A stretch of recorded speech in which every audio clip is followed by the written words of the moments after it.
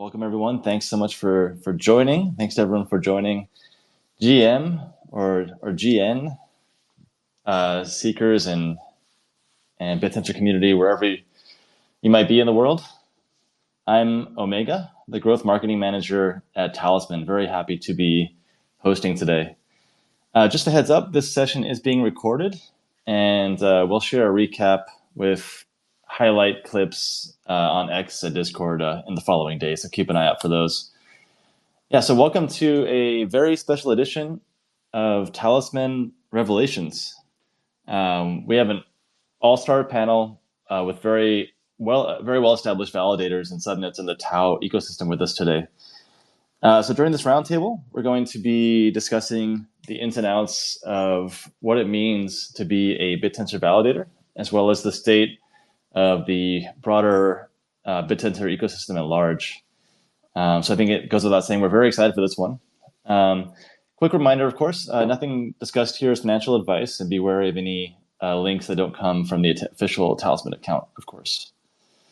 And and for those new to this space, Talisman Revelations are our new bi-weekly AMA series where we provide a platform for the community to meet and interact with builders and visionaries from partner projects who are helping shape the future of Web3. For those not yet familiar, who might not be familiar, Bittensor, of course, is a groundbreaking decentralized AI network that's redefining how we collaborate using machine intelligence. So we're joined by an incredible lineup of guests today from the Bittensor ecosystem, very exciting lineup, and we'll explore their projects, the role of validators in the Bittensor ecosystem, and the future of this rapidly growing protocol. So Talisman has been very proud to support Bittensor through seamless wallet integrations, many different staking features, and more. And we're excited to share fresh insights and maybe even a bit of alpha tonight. So to kick things off, let's meet our guests. We have Frank from Rizzo. Rizzo is a prominent Bittensor validator who also lead subnets 20 and 45, subnet 45. And next up we have Bittensor.ai, which offers and we have Matthew from Bittensor.ai. Bittensor.ai offers a comprehensive suite of tools and analytics that support all users of Bittensor and make it easy for everyone. And finally, we have Tatu from Mentat Minds, creators of dashboards and subnet indices that give broader access to Bittensor subnets. So welcome all. Thanks so much for being here. Could each of you give a quick intro about yourself and your role at Bittensor, please? Frank from Rizzo, let's start with you, please. Great. Good morning, everybody. Omega, thank you for putting this together. I think that it's a good discussion point talking about validation on the Bittensor network, and as you said, maybe even a little additional alpha. So appreciate the invite, Tatu, Matthew. Happy to be joining you. My name is Greg Nicholson. I go by AKA Frank Rizzo in the Bittensor community. I've been validating for over 3 years now. One of the early ones there. We started validation. We've grown the team. Essentially launched Subnet 20 and Subnet 45 as well, and continue to support and help grow the ecosystem in any way we can. We have recently been partnering up with different entities. Lately, the hot one is DNA. So I'm sure you guys have heard about DNA Fund. They do a lot of different shows, crypto venues around the world, and so they've actually extended their hand and said we want to help grow Bittensor. So we made a partnership with them where we're going to be attending all around the world, all the major conferences, Japan, Singapore, et cetera, and really just trying to promote Bittensor. So we're inviting other subnet owners to really display what they've built and get the word out about Bittensor, the greatest decentralized AI network in the world. So thanks again for having me. That's fantastic. That's a really cool development to hear about. Yeah, thanks. So you prefer to go by Greg? That's okay? Everybody calls me Frank, Rizzo, Greg. It really doesn't matter. So whatever flows with you, I'm good with. Okay, I'll go with Greg, and that's your real name. So, thanks, Greg. All right, yeah, let's go ahead and pass it off to Matthew from Bittensor.ai. Yeah, thanks. Appreciate the invite here. It's nice to see a lot of familiar faces, both in this panel, but also in the crowd. Love how the Bittensor community is still relatively tightly knit. But yeah, my name is Matthew. I'm with Bittensor.ai. Bittensor.ai is built by North Tensor, so we've been around, similar to Greg. As soon as you could create a validator, we've been validating. And we decided to go the route of kind of building more community tools, helping the average retail investor understand Bittensor. But in addition to that, providing resources for the general Bittensor community as well to, either understand with building, mining, staking, or investing in these subnets. So excited to see the growth that Bittensor's had. We obviously acknowledge that we've still yet to really hit that good bull run that we know Bittensor is worth. So we're trying to prepare a good foundation to ensure that when we do get that attention, the users that are discovering it are here to stay. Yeah, awesome. Yeah, we are big fans of Bittensor.ai here at Talisman. So yeah, thanks for building up that infrastructure for us. All right, so Tatu, I should say, from Mentat Minds.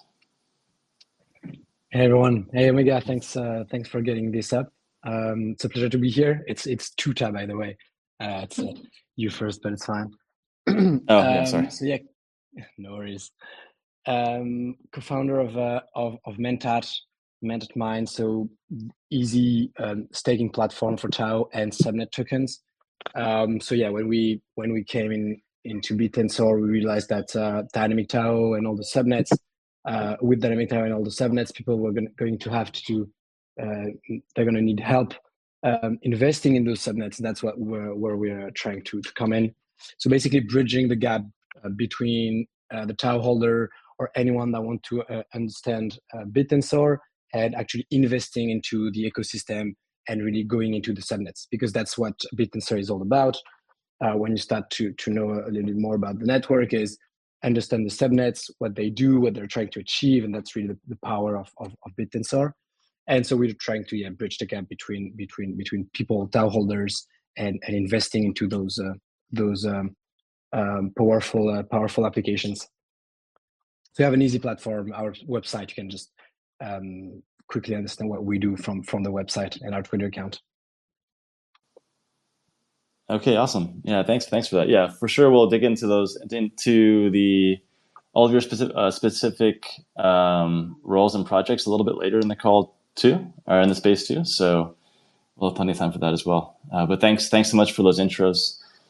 Yeah, great to have you all here. And so I just wanted to quickly, before diving into some of the bigger questions, I'd also like to touch on some of the wallet integrations for Bittensor that Talisman has shipped over the past several months.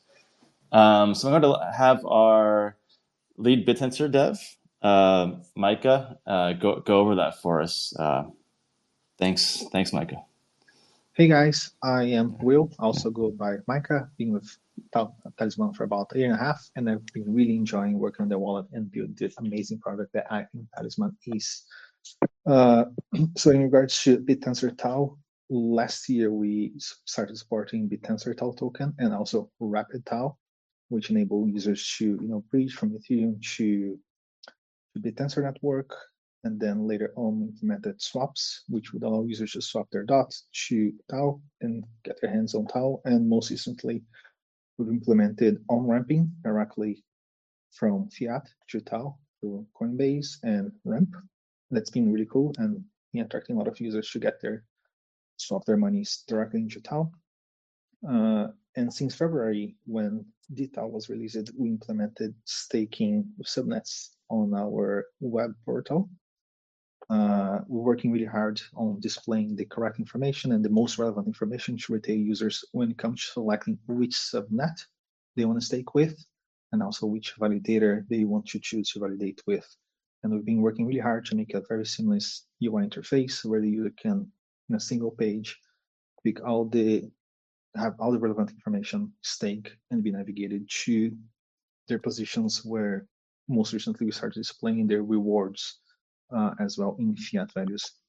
And also, later we implemented staking in the wallet, which then the user doesn't have to navigate to the portal if they don't want to.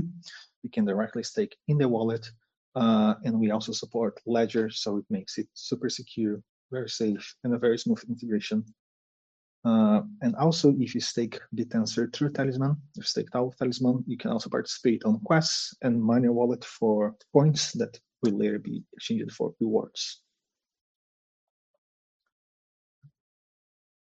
That's it for me. Omega. Yeah, awesome.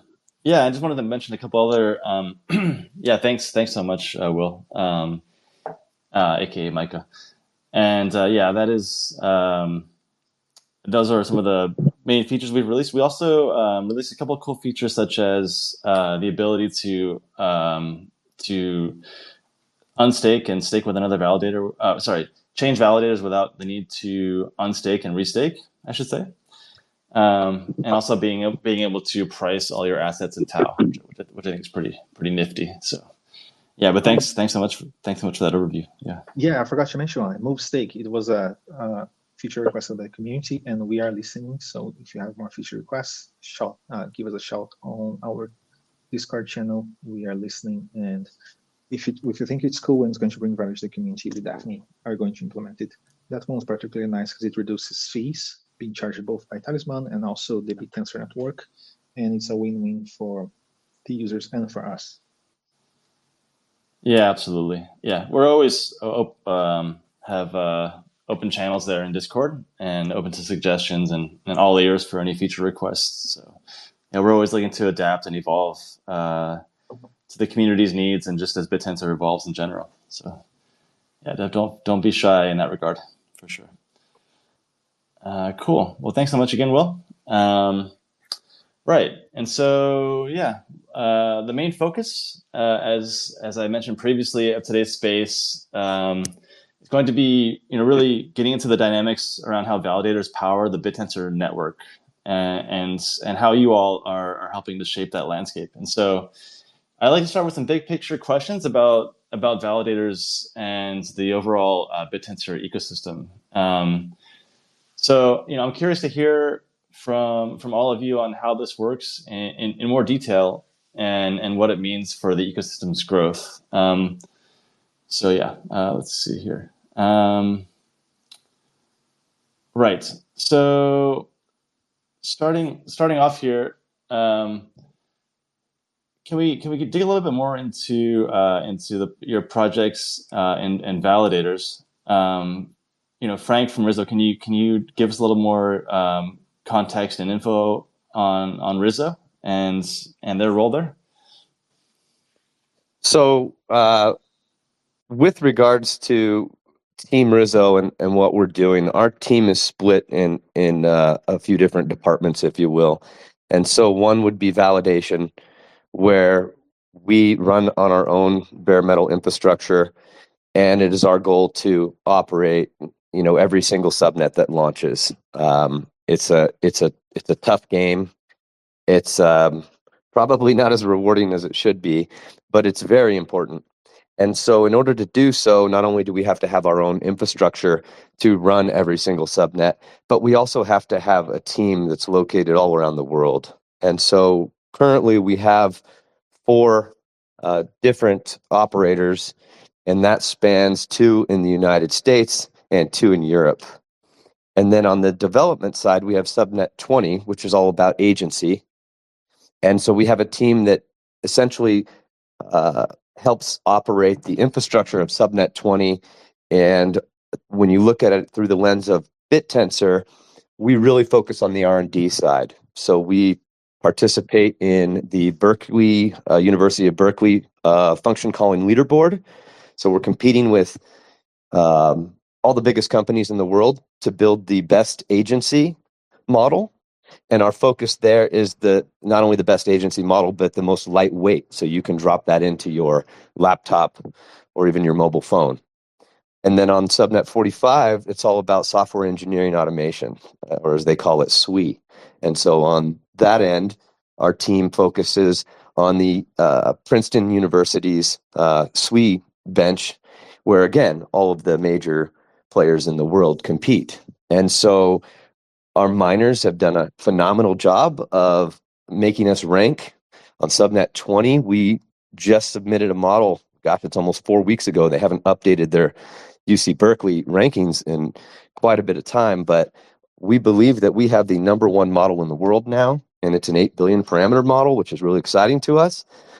So we're really focused on essentially building tools out that we can use outside of the ecosystem in an open source fashion that anybody else could use as well to make revenue. So we have a couple of different products in that sense. And then, of course, kind of full circle, validation is kind of our core. And so that's something that we'll always push on to keep Bittensor going and growing. Nice. Yeah, thanks for that. Right. And so, yeah, Matthew, would you like to give us a little more context and detail around, Bittensor AI, maybe even in the context of, how it's supporting the whole, validator ecosystem as well? Yeah, I would love to. So, like I kind of said in my initial intro, we've been in the Bittensor space a while. We were early enough to grab the domain name Bittensor.ai, just because it was available. And so it turned into, we were just validating with North Tensor, as Greg was kind of mentioning of the infrastructure and teams required. That's more than a full-time job to manage validating. Oh yeah. And so primarily all of our time was just struggling to keep afloat with that. And then once Child Hotkey came out, that helped with some of these subnets that require some high V trust. So it allowed us to have some bandwidth to build for the community where we felt like we could contribute, because we've got these great validators like Rizzo and Roundtable 21 that we've been supported by with that Child Hotkey. But really, the main focus of Bittensor.ai is to try and be that user-friendly gateway to the Bittensor ecosystem. We've got a lot of things in the pipeline, a lot of things we're working on, but primarily what we see the need in is information on subnets. If Bittensor is to succeed, it all depends on what these subnets are doing. Each of these subnets are basically like an AI startup. So we need to get eyes on them. We need to provide them the exposure needed to really get both people in the community aware of them so they can invest, but also the rest of the world. Similar to how Greg's competing in these events, the world needs to see that Bittensor is just as strong, if not stronger, than these other models out there. So we've been working with subnets, trying to build what they need to tell their story, but at the same time working with miners and stakers to understand what tools would be helpful for understanding how do I make an investment decision, but also how do I mine, how do I figure out which subnets are most profitable, and so it's been fun to work with the community and try to build what the community needs. And so this is our main focus right now, and we're excited to continue to build the Bittensor ecosystem. Yeah, I love that you guys are doing that too, by the way. That's been a major challenge, and as fast as Bittensor's been growing, is what the heck's going on with all these subnets? What are good? What are bad? What's this new one that took over this old one? We really had a tough strategy meeting, and we were going to build something similar, and we were really excited about bringing in some community vote on the different subnets and whatnot. We should talk offline, and I could share some of those old notes. But yeah, love what you guys are doing. Yeah, we appreciate it. We love this community is pretty tight knit. So yeah, let's chat offline. Yeah, awesome.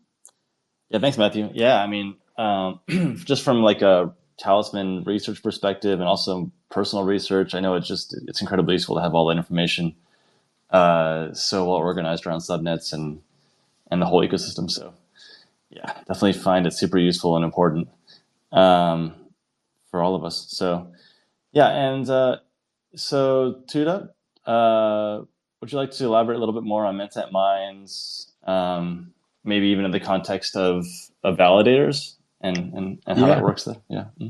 Yeah, we'd love to. I think what both Frank and Bittensor.ai, Matthew, are doing is really important. When I hear Frank talking about the 128 subnets and validating on all of them, it's really God's work. It's very hard because all of them have different validation requirements. So you really need to understand how each of them work, and that's what makes validating on Bittensor so different than on other typical crypto network like Ethereum or others. So it's really very specific and really hard work. What we do at Mentat Minds, I think we're trying to basically detect which are the best validators on every subnet and build an optimized staking solution, both if you're sticking to root with your TAO or if you're trying to invest in subnets with one of our indices. So in terms of validations is really detecting which ones are the best in terms of APY. So we've had a lot of troubles with weight copying. So basically validators cheating, which has gotten better. I think Frank can tell us more about this, about what's the situation now. There are a lot of issues in how you rank a validator, how you think about a good validator versus a bad one. For example, some of them have huge spikes in APYs. We try to look for ones that have more stable APYs, which is very difficult.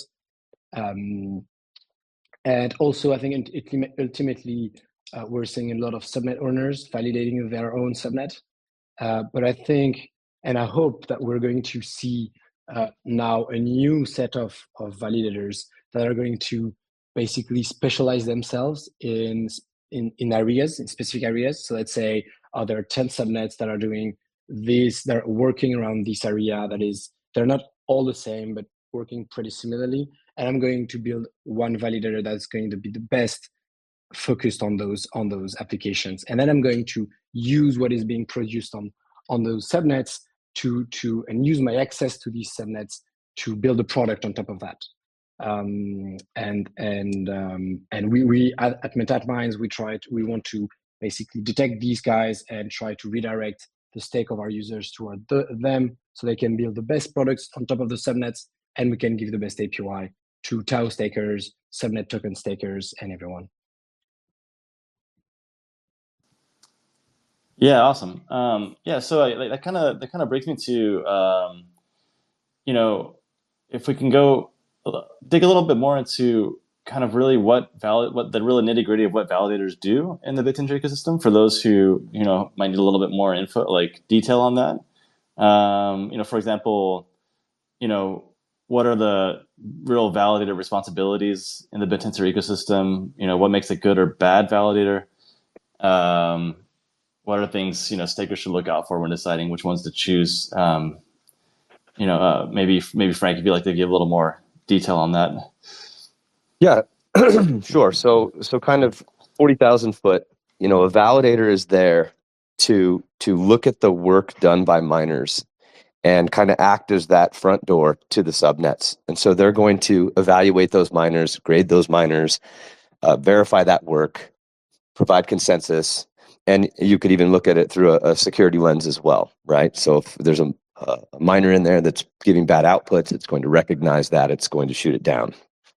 And so that's kind of what a validator does within the ecosystem. But from what does your team do? How do you validate? As it was pointed out, every single subnet has different requirements, not only different hardware requirements, but different, requirements just to run that specific subnet.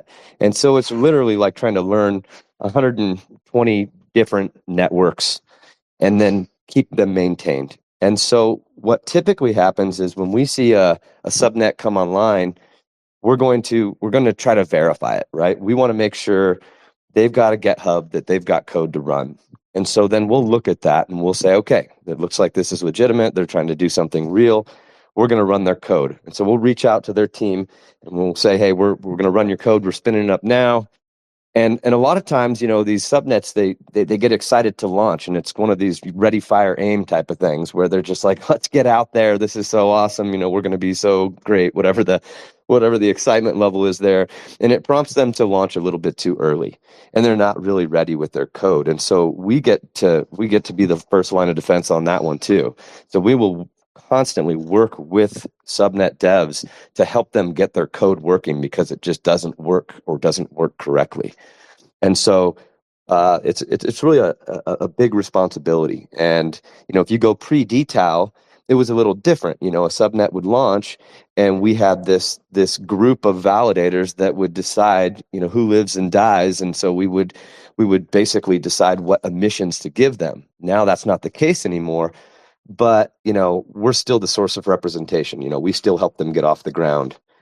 And so at the end of the day, the validator's role really is just to participate in, helping, humanity get what it's after in this case, which is, AI capability and inference in a decentralized manner, right? Yeah, absolutely. That's sort of an angle I hadn't previously thought of or been aware of, that, validators actually, assist these subnets in launching, and kind of making sure that their code is on point, like you said. So that's pretty cool. Yeah, thanks, Frank. And so, I wanted to kind of also pivot over to, the topic of subnets and how regular users approach staking, in terms of, specifically in terms of dTAO and subnet staking. And so I know, with Mentat Minds, for example, Tuta, Mentat Minds is kind of has their own way of helping simplify staking, in the sense of, in the context of offering these indexes. And so, can you kind of explain a little bit more about that, and how you come to form these indexes, and how you see them help the average user navigate the whole staking process? Yeah, sure. So our thought process to building Mentat first was, Bittensor is very complex. There are 128 subnets. We want people to learn about them, understand which one they like, which one they don't like, and use Bittensor.ai to do that, for example. But first, they probably want to invest and put a few chips in, without thinking too much, and then they can start doing their homework.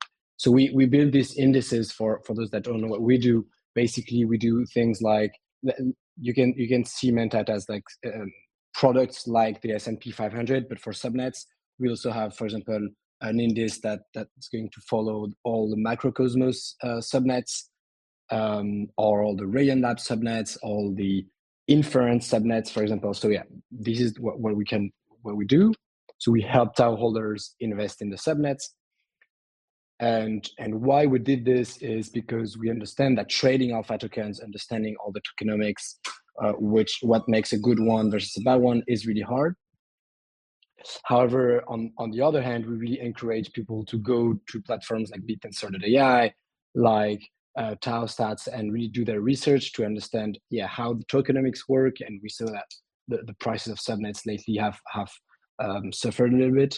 I think that's what we're trying to do, is really help people have an easy way to access subnet tokens without having to worry about selecting this one versus the other one.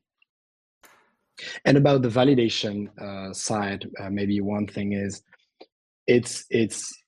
I mean, the choice of validator is very important, but it's also very hard. And we realize that for most people that just come into the ecosystem, it's too much, like having to choose your subnets, having to choose your validator within each subnet. So we said, okay, let's remove this choice for the user at that stage, and just let them focus on, okay, I know I want to invest in subnets. I know there will be indices that kind of cover the broad market, and that's what I'm going to go for. So we really try to build something simple that everyone can understand, basically. Yeah, definitely. Yeah. If I could just, absolutely, yeah. I appreciate what Mentat Minds is doing, because 128 subnets. I mean, I'm in the Bittensor space all day, every day, and even that is like you can't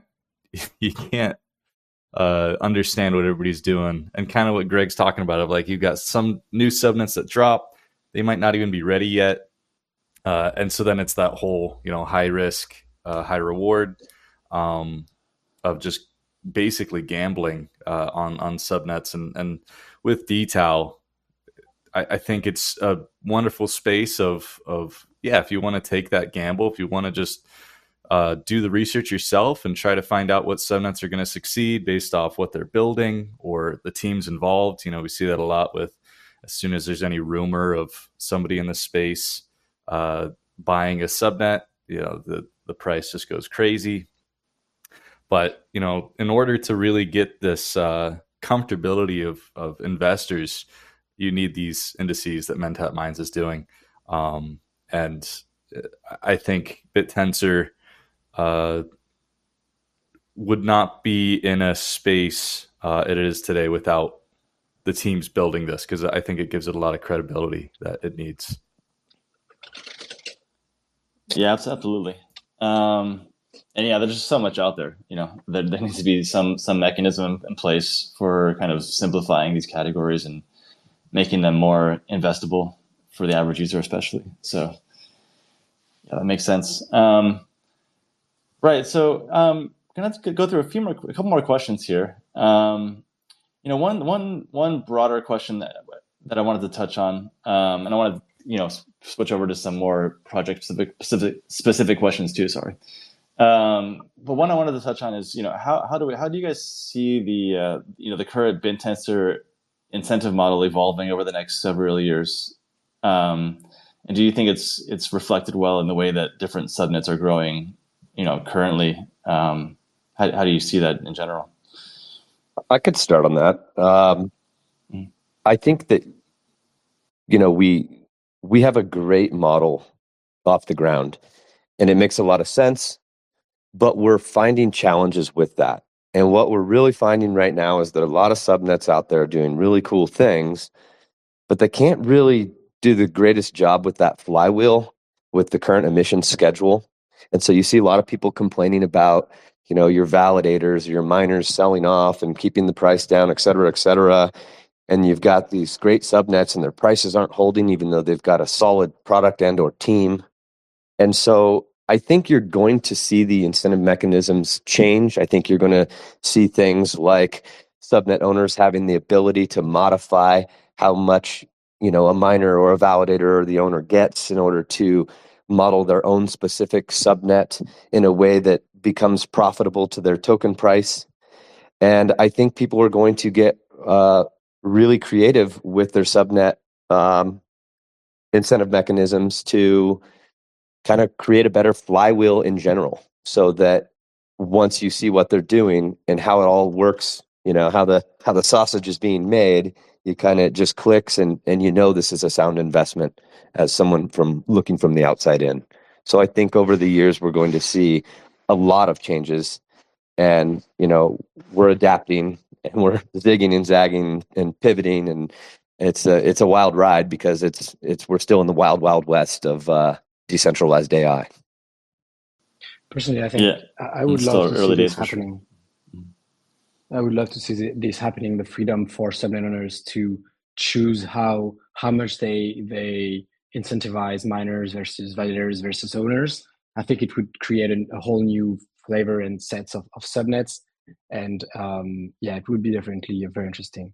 I wonder what you, Frank, as a subnet owner of two subnets, what mix would you choose for a subnet? What would it be very different depending on the on the use case, I guess? Yeah, it depends on, I don't know. Yeah, I've got I look at it through two different lenses, right? It's the subnet owner lens and the validator lens. And part of the problem right now is that because they haven't solved for weight copying, you have a significant amount of cell pressure from validators that realistically speaking aren't real validators. They just run some code to take the real work being done by validators running the real code, optimize it, and get the best APY. So of course your token holder is going to look at a site that grades everybody's overall APY, and they're going to pick the weight copier. And that weight copier then is going to make crazy amounts of money because of their fees, and then daily just dump on the end user. And so it's a bad system right now. It needs to be solved. I know they've been working on it for a long time, but here we are still.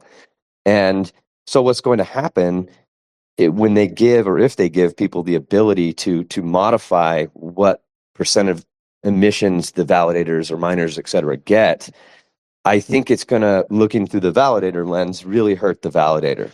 And that's a good thing for the weight copiers, but that's really going to take a toll on the guys that are really doing the work, that are already being, for lack of a better way to say it, stolen from, right?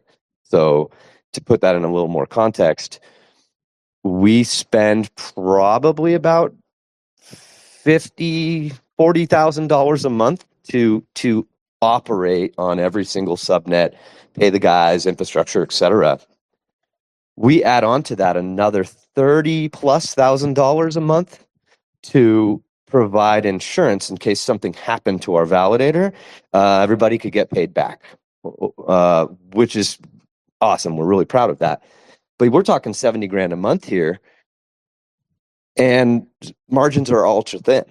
And so if you further punish validators, we've already seen all the validators drop off.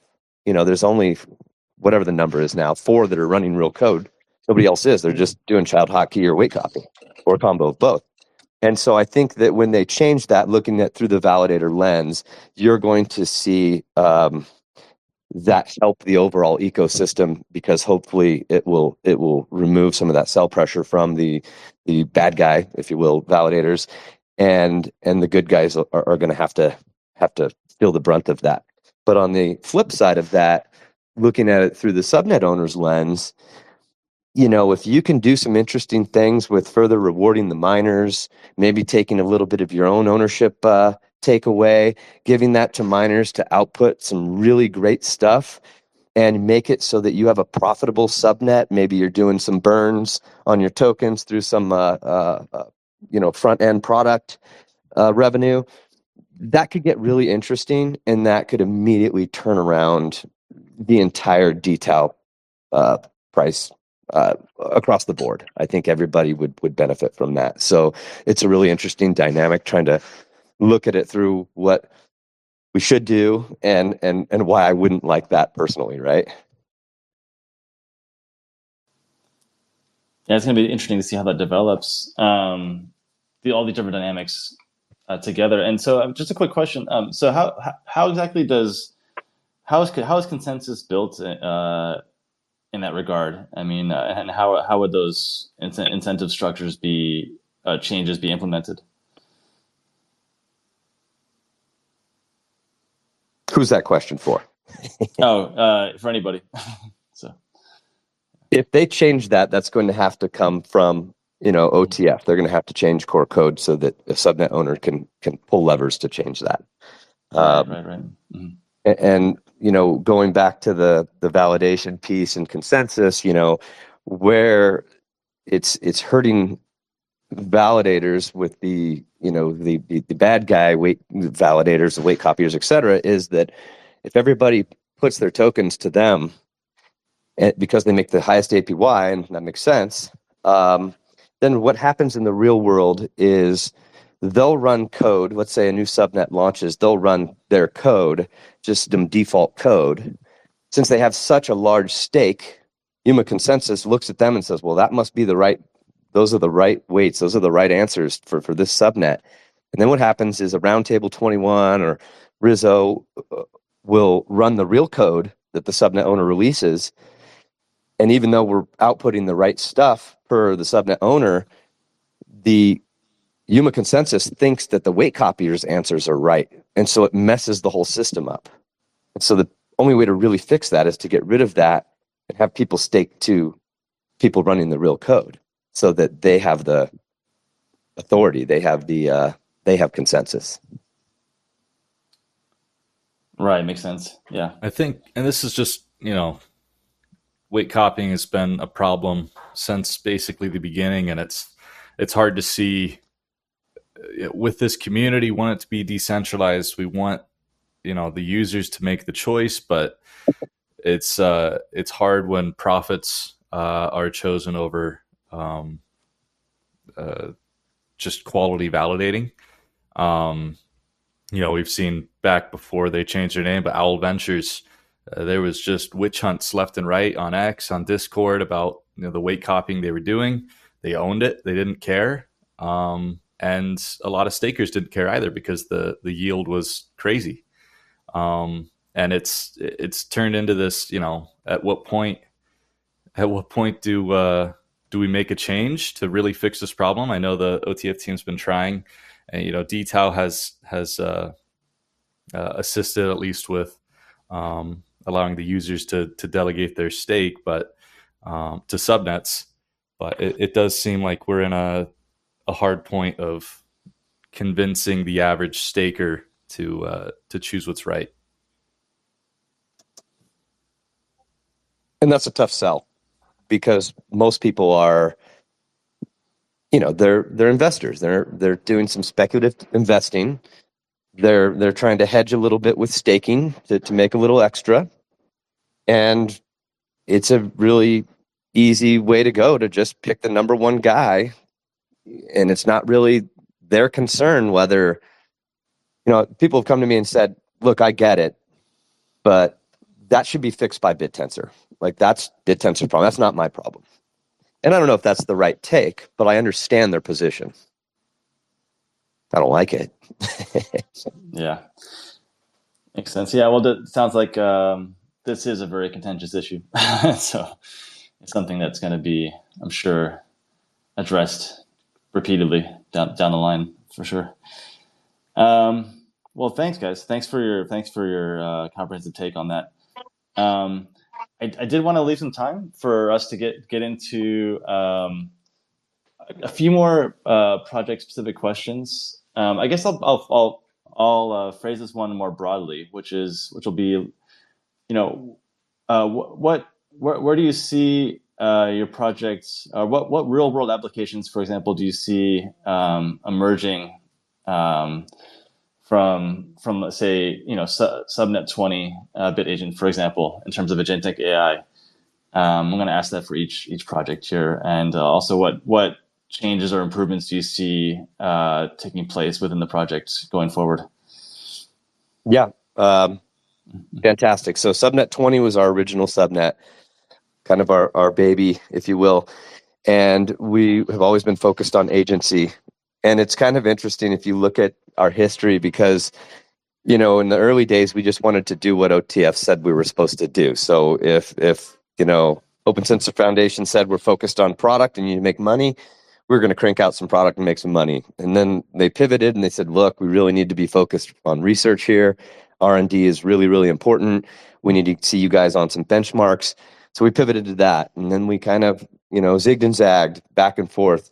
So it's been really interesting to model that out over time. And realistically speaking, we like the R&D side of having our miners compete with the best of the best in the world, because what we've done is we've kind of created this system where top level subnet 20 is R&D to make the most agentic model that can be made and as lightweight, as I was saying before, as possible.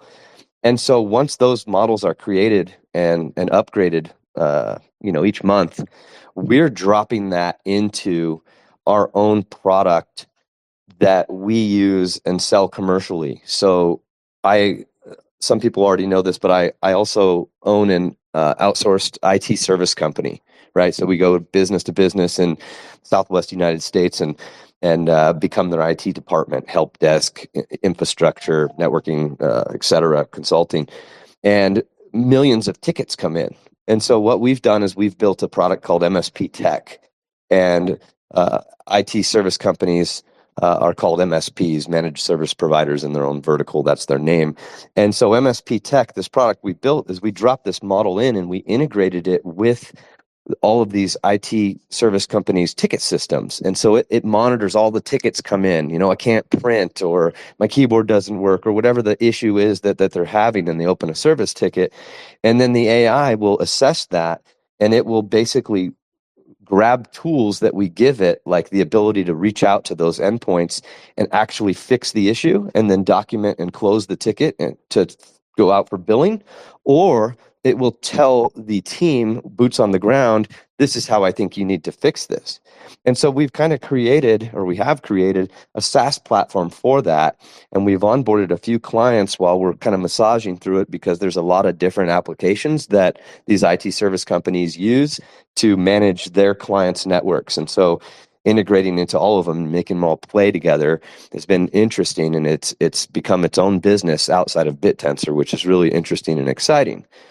And then what we've recently jumped into on Subnet 20 side as well is getting in with governments, because what we're finding is that these government agencies aren't allowed to just connect to the internet. They have secrets, etc., and so they pay like ChatGPT.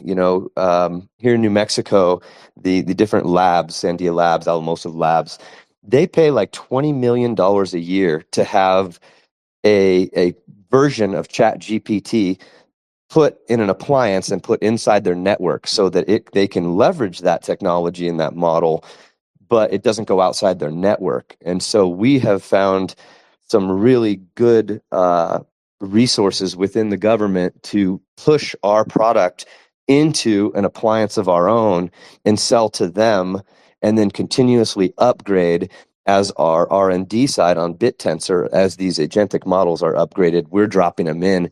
And so that's a really exciting vertical for us too. And so now we want to take that full circle, and you heard it here. There's a little news. We're doing a little pivot with the subnet that we're going to do some big announcements coming very soon for Subnet 20.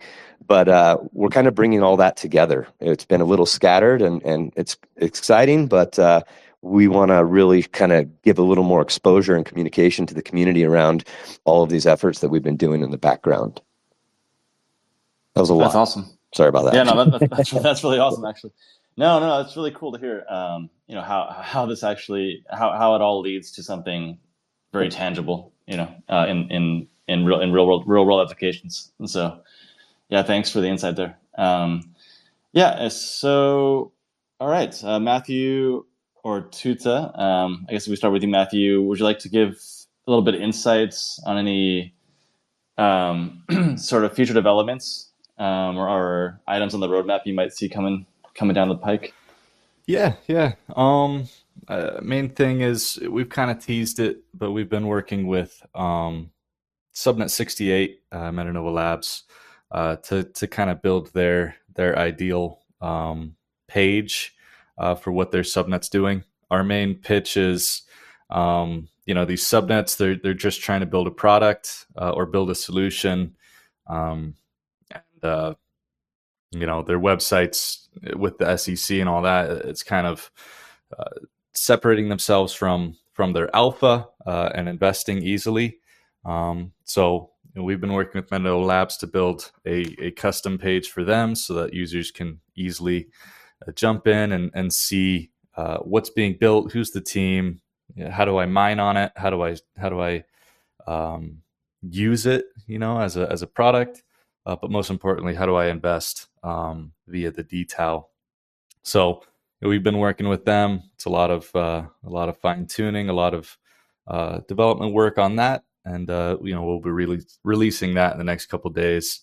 That we're really excited for. But in addition to that, we've got plans in the pipeline for working with all these subnets, providing API access to what they're building, because we think high level Bittensor, you can split it into two ways. You've got I want to invest in it. I view it as an asset. And then you've also got the people that say, hey, I just want to build with decentralized AI models. So we're trying to provide what the subnets are building to be more accessible to the general users. So we can get just easy API access for subnet models, but also easy API access for the Bittensor network as a whole. So if you want to build your own apps for assisting with deciding what subnets to mine on, we're going to provide those as well. So a lot in the pipeline, but excited to work on this. And if anybody's out there listening that thinks they can help contribute, this is a community project. So please feel free to reach out. We'd love to collaborate. Awesome. Thanks, Matthew. Tuda. Yeah, on our side, we have two projects coming along, hopefully Q3, Q4 2025. So yeah, just watch out on Mentat Minds Twitter, and you'll see the new things. One is helping people keep up with the subnet market and help them get up to speed. And the other one is more of a new version of the app that help people make more out of investing in subnets. And more generally, we've been for the last few months we've been refining how the access to the liquidity, how we trade the tokens for our users, so make sure we get the best price, no slippage, and these kind of things. As we grow, this is very challenging, especially in Bittensor. Hopefully, there was the upgrade to Uniswap V3 pools, which adds a lot of complexity, but also can make things more easily if it's all managed for users. So yeah, basically we're refining the current system that we have to make sure our users can access the best prices and best subnet investing. And on the other side, we're always listening to what would make people's lives easier to have them invest in subnet. We really want to get that market going. I think right now it's at a place where it's going to keep cooling off maybe for a few weeks, but it's at a good place to come back, and we're really exciting to see where it goes next. And by the way, for the community, also Talisman users, if anyone want to share with Mentat the struggle in investing in the subnets, we'll be happy to hear, whether it's using the Mentat platform or just in general when you're trading alpha tokens. Happy to hear about how we can help and build a better products. Yeah, awesome.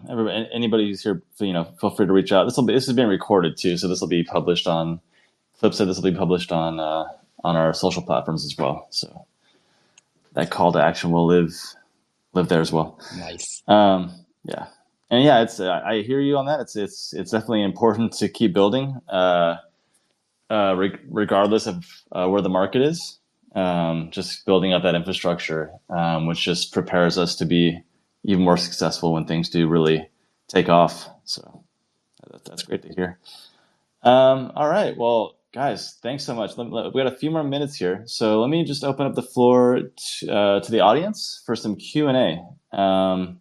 Again, thanks so much for super insightful and detailed and comprehensive answers from our guests. I'd like to ask the audience here if they have any questions about any of the topics we've covered today. If you'd like to speak, please just go ahead and request to speak. No pressure. I'd just like to say real quick, if nobody's speaking, I'll be in Hong Kong for Bitcoin Asia, and then we'll be in Taipei for Taipei Blockchain Week. So, once again, if anybody out there is attending those, feel free to hit us up and we'll meet up. Oh, great. Yeah, that's awesome. All right. So, well, it looks like we were so thorough in our presentation that looks like we probably answered a lot of questions that people might have already had. So, yeah, no worries there. We'll reserve those questions for our social channels and Discord later. All good. So, all right, everyone. Well, thanks so much for joining. Huge thanks to Frank from Rizzo, Matthew from Bittensor.ai, and Tuda from Mentat Minds. That's a wrap on the second edition of this incredible Talisman Revelations Bittensor Roundtable. Second edition of our Talisman Revelations. And so, yeah, thanks so much for sharing your expertise on Bittensor and just decentralized AI in general. Really fantastic. Omega, thank you very much too. Yeah. You did a great job, buddy. Oh yeah, thanks. Thank yeah, you, yeah, thanks. I think I actually met a couple of you guys from Endgame back in Austin back in April too. So I think we might have met face to face before, at least one or two of us. So. And thanks so much for everyone for joining today. To the community, really appreciate your attendance. Again, this has been recorded, so this will be some clips here will be published next week. And so a few last calls to action. If you haven't already, download the Talisman wallet extension, talisman.xyz, of course. Check out all the projects we've gone over today. Subnet 20 and 45 from Rizzo, Bittensor.ai, and Mentat Minds. And so, of course, with Talisman, you can try out all the different features if you haven't already, staking TAO on root or subnet, and just dive into the ecosystem. The best way to learn is just by doing. And so, yeah, that's our philosophy there. So, yeah, and keep an eye out for the next AMA. It'll be coming up in 2 weeks. These are bi-weekly, so definitely keep an eye on our X account and hop into Discord for more announcements there. Thanks again, everyone, for making this a fantastic session. See you guys soon.